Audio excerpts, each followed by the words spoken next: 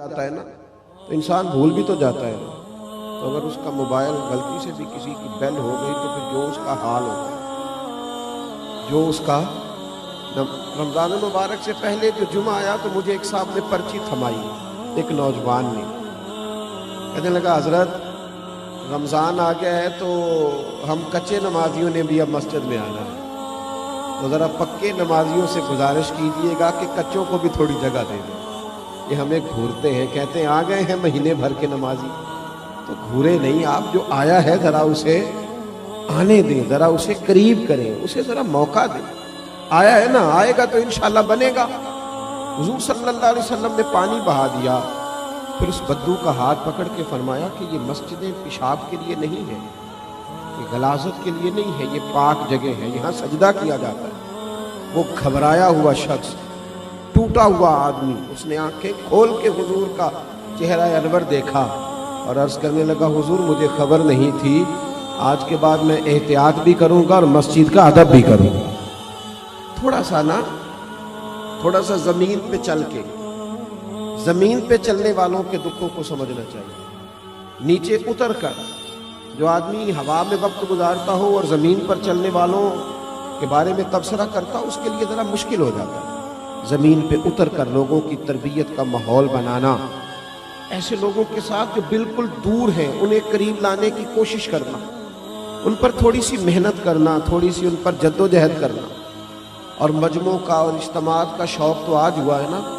میرے نبی کریم علیہ السلام کے سامنے ایک شخص بھی بیٹھ کر دین کی بات پوچھتا تھا تو حضور اسی طرح بتاتے تھے جس طرح ہزاروں کے مجمع میں بیان کیا جاتا ہے. اور حضور نے ایک شخص سے, صحابہ کہتے ہیں بعض اوقات ایک شخص آتا, وہ بات پوچھتا, چلا جاتا, پھر کچھ دنوں کے بعد آتا, پھر دوبارہ وہی بات پوچھتا تو حضور اسے اسی طرح بتاتا, پھر وہ کچھ دنوں کے بعد آتا. ہو سکتا ہے مجھ سے پوچھے تو میں ماں بدولت ناراض ہو جائے کہ تجھے کل ہی تو بتایا تھا. ہو سکتا ہے وہ دوبارہ پوچھے تو میں کہوں کہ بھائی میں تیرے لیے فارغ نہیں ہوں, مجھے اور بھی کچھ کام ہے. لیکن جتنی دفعہ کوئی آیا, جب آیا اور جو اس نے پوچھا میرے محبوب نے جھولی بھر کے عطا فرمایا. حضور صلی اللہ تعالی علیہ وسلم کا یہ رویہ تھا. ہمارے ہاں بھی لوگ خیرات لینے آتے ہیں تو بہت بڑا بھی جو سخی ہوتا ہے نا رمضان میں, اس کے دروازے پہ آ کے صبح 9 بجے غریب بیٹھتے ہیں زکوٰۃ دینے آتے. میرا یہ خیال تھا کہ آج آپ مجھے لائیو ہی سنتے, موبائل کی آنکھ سے نہ ہی دیکھتے, یہ میری خواہش تھی. ان کو کبھی کبھی چھوڑنا بھی چاہیے نا جی, اتنا فرض تھوڑی ہو گیا ہے, اس کو کبھی چھوڑنا بھی چاہیے, اس کو چھوڑیں. اور ویسے بھی میں نے کہا تھا کل بھی ایک جگہ پہ کہ ہے دل کے لیے موت مشینوں کی حکومت, احساس مروت کو کچلتے ہیں آلات. تھوڑی دیر ہم سے یاری لگائے نا آپ لوگ اور مسکرائیں, تھوڑا سا خوش ہو کے بات سنیں, اللہ آپ کو اجر عطا فرمائے. اس کو سنبھال کے رکھا کریں, گم بھی ہو جاتا ہے کئی دفعہ. اللہ تعالیٰ آپ کو جزا عطا فرمائے. میری بات پہ غور فرمائے میرے بھائی. سید عالم صلی اللہ تعالیٰ علیہ وآلہ وسلم, حضور صلی اللہ تعالیٰ علیہ وسلم, ہم سے بھی لوگ مانگنے آتے ہیں نا بھائی. صبح 9 بجے بیچارے غریب لوگ آ جاتے ہیں رمضان میں سیٹھ صاحب کے دروازے پہ, تو پھر جب وہ کہتے ہیں نا زکوٰۃ لینے والی عورتیں آئی ہیں 9 بجے کی بیٹھی ہیں, تو 12 بجے سیٹھ صاحب اٹھتے ہیں. پھر اندر سے پیغام آتا ہے کہ ٹوتھ پیسٹ کر رہے ہیں, ابھی آتے ہیں. تھوڑی دیر کے بعد خبر ملتی ہے کہ وہ 2-3 اخباریں بھی پڑھیں گے کیونکہ سارا دن ملکی حالات پہ تبصرہ بھی تو کرنا ہے. پھر تھوڑی دیر کے بعد خبر آتی ہے کہ وہ جو ملازم ان کا بریڈ لایا تھا وہ ٹھنڈا تھا, اب تازہ لینے گئے. باہر غریب لینے آیا ہے, اور جو لینے آیا ہے اتنا ہی ہمارے لیے کافی نہیں کہ رب کریم نے کسی کو ہمارے دروازے تک بھیج دیا ہے, یہ بہت کافی نہیں تھا. اور اس کے باوجود بھی جب وہ باہر آتے ہیں تو پھر وہ کہتے ہیں تم لوگ تو سونے بھی نہیں دیتے, خیرات لینے آئے ہو کہ جان لینے آئے. پھر بھی اور پھر لوگوں کو چیک کیا جاتا ہے, تم وہی تو نہیں ہو جو صبح بھی آئی تھی, تم وہی تو نہیں ہو. امام شافعی سے کسی نے کہا تھا, امام شافعی سے, کہ حضور میرا بھی دینے کو دل کرتا ہے پر مستحق بندہ نہیں ملتا, تلاش کرتا ہوں کوئی ایسا ملے تو دوں.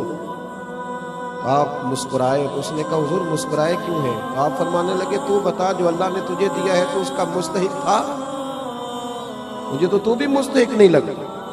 50,000 پکڑ کر کسی بہت بڑے عالم کو جا کر لوگ کہہ دیتے ہیں بہت دفعہ, عالم یہ پیسے میں نے لگانے ہیں, مجھے بتائیے کہ مسجد میں ادارے میں کون سا کام ہونے والا ہے. یعنی اس عالم کو، شیخ کو بھی اتنا دیانتدار نہیں سمجھا جاتا کہ وہ 50,000 کہیں کھا نہ جائے۔ جب یہ رویے قوموں کے ہوتے ہیں تو پھر کیسے تربیت ہوتی ہے۔ میرے مصطفیٰ کریم کا بھی انداز دیکھیں، یہ بخاری ہے، یہ مسلم ہے۔ حضرت انس بن مالک فرماتے ہیں کہ حضور علیہ السلام نے نا سرخ دھاری دار چادر لی اور حضور نے کندھے پہ رکھی۔ سرخ دھاری دار چادر نجران سے آیا کرتی تھی تو ذرا سخت ہوتی تھی، کچھ کپڑے سخت ہوتے ہیں نا۔ فرماتے حضور گزر رہے تھے تو ایک آدمی آیا بھکاری، اس نے حضور کی چادر کو پکڑا پیچھے سے، اسے طریقہ نہیں آتا نا ابھی مانگنے کا، چادر کو پکڑ کے نا یوں کھینچا حضور کی توجہ کرانے کے لیے، جیسے کوئی بچہ کسی وقت پیچھے سے پکڑ کے دامن کھینچتا ہے، کھینچا۔ حضرت انس بن مالک فرماتے ہیں کہ اس زور سے اس نے کھینچا کہ حضور کی گردن پر میں نے نشان پڑا ہوا دیکھا، نازک وجود اطہر، نشان پڑ گیا۔ حضور نے جب پلٹ کر اس کی طرف دیکھا تو وہ کہنے لگا، اے محمد صلی اللہ علیہ وسلم، میں کچھ مانگنے آیا ہوں، مجھے کچھ دیجئے۔ میرا تو دروازہ بھکاری زور سے بجا دیتا تو میں اسے ڈانٹ دیتا، یہ کوئی طریقہ ہے؟ خیرات لینے آئے ہو، قرضہ لینے آئے ہو؟ لیکن جب اس نے کہا نا حضور کچھ دیجئے، تو حدیث کے لفظ یہ ہیں فَالْتَفَتَ إِلَيْهِ فَضَحِكَ۔ حضرت انس کہتے ہیں قربان جاؤں، محبوب نے جب اس کی طرف دیکھا تو حضور نے مسکرانا شروع کر دیا۔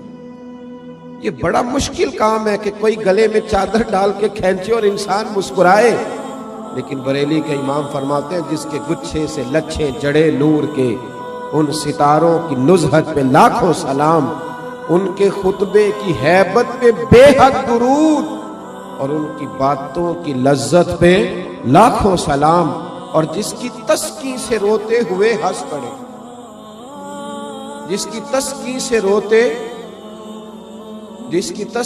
روتے ہوئے، کہتے ہیں حضور ہلکا سا تسکین کرتے تھے، پورا مسکراتے بھی نہیں تھے، تو رونے والا ہنسنا شروع کر دیتا تھا۔ اب یہاں ایک سوال پیدا ہوتا تھا کہ وہ تسکین تو پھر حضور کبھی کبھی کرتے ہوں گے نا، یعنی وہ موج تو کبھی کبھی آتی ہوگی، تو اعلیٰ حضرت نے اگلے مصرعے میں اس کا جواب دے دیا، فرمانے لگے ایسا نہیں تھا کہ پھر لوگوں کو انتظار کرنا پڑتا تھا کہ حضور مسکرائیں گے تو روتے ہوئے ہنسیں گے۔ فرمایا نہیں، جس کی تسکین سے روتے ہوئے ہنس پڑے، اس تبسم کی عادت پہ لاکھوں سلام۔ اس مسکراہٹ کے لیے انتظار نہیں کرنا پڑتا، بلکہ یہ تو ہر وقت بہتی رہتی ہے، یہ تو حضور کی عادت ہے۔ اس تبسم کی عادت پہ لاکھوں سلام۔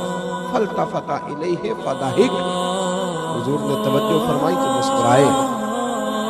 اس نے گلے میں چادر ڈال کے کھینچا ہے۔ نبی پاک علیہ السلام نے فرمایا دو پہاڑیوں کے درمیان جتنی بکریاں کھڑی ہیں ساری ہی اسے دے دو، ساری۔ اب وہ شخص حضور کی تعریف کرنے لگا، اب اس نے حضور سے ادب سیکھا۔ ہم لوگ جب تھوڑا سا کسی کو سکھانے کا موڈ بنائیں، ہمارے ہاں سکھانے کا موڈ نہیں ہے، ہمارے ہاں تو آدمی کو بے ادب قرار دے دیا جاتا۔ ہم کسی شخص کی تربیت نہیں کرتے، بلکہ اس کو کہتے ہیں تجھے پتہ نہیں ہے چلنا کیسے تھا، آنا کیسے تھا، بیٹھنا کیسے تھا۔ بھئی آپ پہلے سکھا لیں، تعلیم دے لیں، اس کو پہلے آپ باخبر کریں، اس کے بعد اگر کبھی جھڑکنا ہو اپنے شاگرد کو، بیٹے کو، سلسلہ طریقت میں آنے والے کو آپ تنبیہ کر سکتے ہیں، لیکن لوگوں کو اس رویے کے ساتھ۔ بڑی خوبصورت حدیث لکھی ہے قاضی اعجاز رحمۃ اللہ تعالیٰ علیہ نے شفا شریف، بڑی خوبصورت۔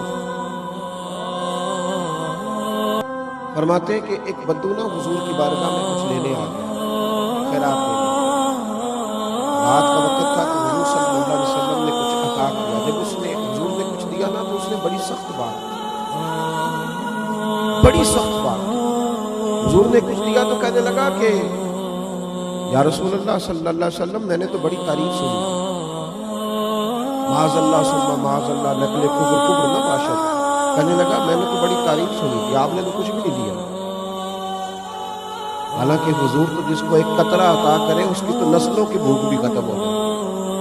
لیکن دیہاتی تھا نا، ان پڑھ ہے، ابھی بدو ہے، آداب نہیں جانتا، میں نے تو بڑی تعریف سنی تھی، تو یہ آپ کیا دے رہے ہیں، یہ آپ نے کیا کیا؟ حضرت عمر فاروق رضی اللہ تعالیٰ عنہ موجود تھے، تو جناب عمر نے تلوار پر ہاتھ رکھا، اس بے ادب کو قتل کرے۔ حضور نے فرمایا عمر ٹھہر جا، جلدی نہ کر۔ حضرت عمر فاروق رضی اللہ تعالیٰ عنہ کہتے ہیں حکم پا کے میں ٹھہر گیا تو حضور نے